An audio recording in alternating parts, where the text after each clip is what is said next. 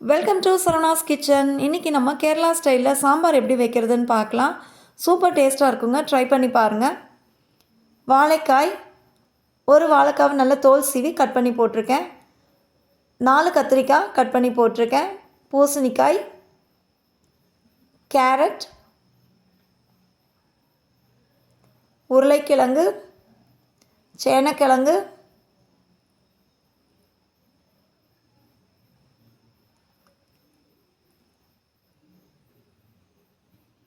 சொரைக்காய், வெண்டைக்காய், பெரிய வெங்காயம் நீல வாக்கில் கட் பண்ணி போட்டிருக்கேன்.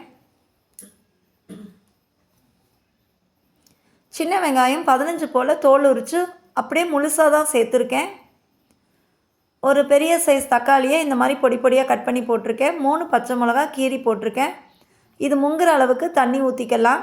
மஞ்சள் தூள், தேவையான அளவு உப்பு, இதை நல்லா கலந்து விட்டுறலாம். 2 ஸ்பூன் அளவுக்கு நல்லெண்ணெய் சேர்த்துருக்கேன். கருவேப்பிலை. இப்போ நல்லா இதை கலந்து விட்டுறலாம். கலந்து விட்டதுக்கப்புறம் தட்டு போட்டு மூடி வச்சிடலாம். காய்கறி வேகட்டும். இப்போ 3/4 வெந்துருச்சு. இப்போ இந்த டைமில் நம்ம குழம்பு மிளகாய்த்தூள் ஆட் பண்ணிடலாம்.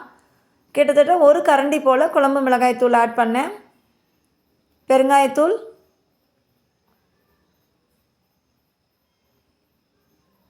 இதையும் நல்லா கலந்து விட்டுறலாம். எல்லாத்தையும் ஒரு எலுமிச்சம்பழம் அளவுக்கு புளி ஊற வச்சுருந்தேன். அதை நல்லா கரைச்சி அதையும் இதில் சேர்த்துடலாம்.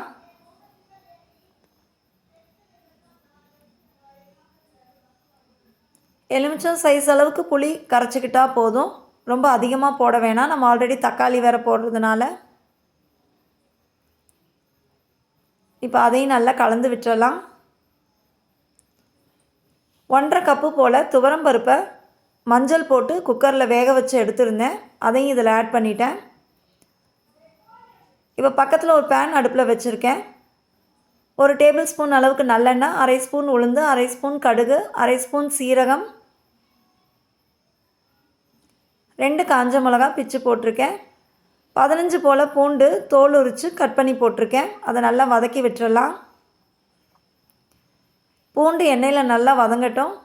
கருவேப்பிலை, 150 கிராம் போல் சின்ன வெங்காயம் தோல் உரித்து நல்ல பொடி பொடியாக கட் பண்ணி சேர்த்துருக்கேன். அதையும் நல்லா வதக்கி விட்டுக்கலாம். இதெல்லாம் நல்லா வதங்கி வந்ததுக்கப்புறம் பெருங்காயத்தூள் ஆட் பண்ணிக்கலாம். பெருங்காயத்தூள் கொஞ்சம் நிறையவே ஆட் பண்ணிக்கோங்க, அப்போ தான் டேஸ்ட் நல்லாயிருக்கும். ஸ்டவ் ஆஃப் பண்ணுறதுக்கு முன்னாடி கொத்தமல்லி தழை போட்டு நல்லா வதக்கி விட்டுருங்க. வதக்கினோடனே ஸ்டவ் ஆஃப் பண்ணிடலாம். இப்போ நம்ம தாளித்ததை எடுத்து சாம்பாரில் கொட்டிடலாம். அவ்வளோதான், நம்மளோட சாம்பார் சூப்பராக ரெடி ஆகிடுச்சு. இதை ட்ரை பண்ணி பாருங்கள். இந்த ரெசிபி உங்களுக்கு எல்லாருக்குமே ரொம்ப பிடிக்கும்.